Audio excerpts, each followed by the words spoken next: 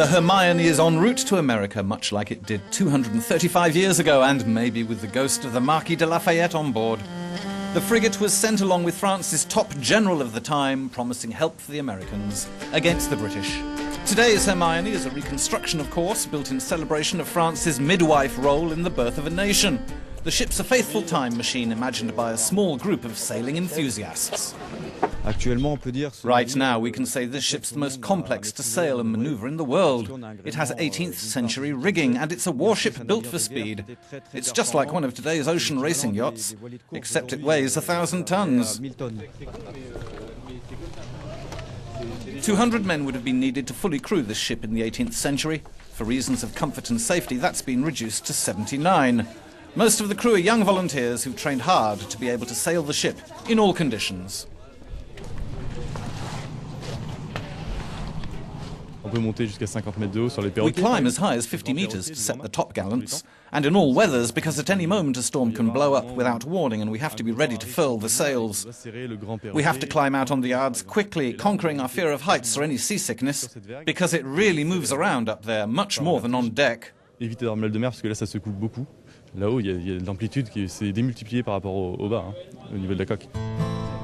The Hermione took 17 years to reconstruct, piece by piece. There are 25 kilometers of rope in the rigging and the sails cover 2,200 square meters. Volunteers' technical skills have led to the revival of several traditional crafts. We made the linen sails in France, although linen isn't produced for sail-making anymore. The rigging is made of hemp, for which we had help from Sweden.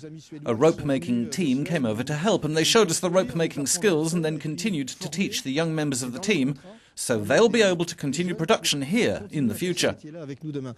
A whole craft village has grown up around the Hermione over the years. It will remain, along with a host of startups of different kinds.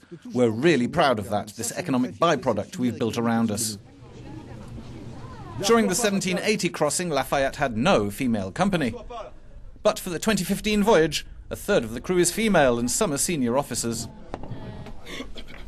On sera prêt avant, tout ce qu'on peut préparer avant sera prêt. I had always wanted to go on a big sailing ship, and now here I am. On arrival, I was made gunnery lieutenant, so I have to look after the batteries of 6 and 12-pounder cannons. During regattas, I have to load and fire them, and make sure I don't hit anyone, because we don't shoot at the English anymore. Surprise, surprise, no Englishman boarded the Hermione for the trip. But there are 2 Americans. This dream has cost 25 million euros, raised from generous donations, local government grants, and the 4 million people who've come to visit the shipyard. Once the American adventure is over, Hermione is destined to earn her keep. It's a museum ship for sure, but it's also a roving ambassador for our country and wherever France is present. We need to think about long-term projects in partnership with host nations.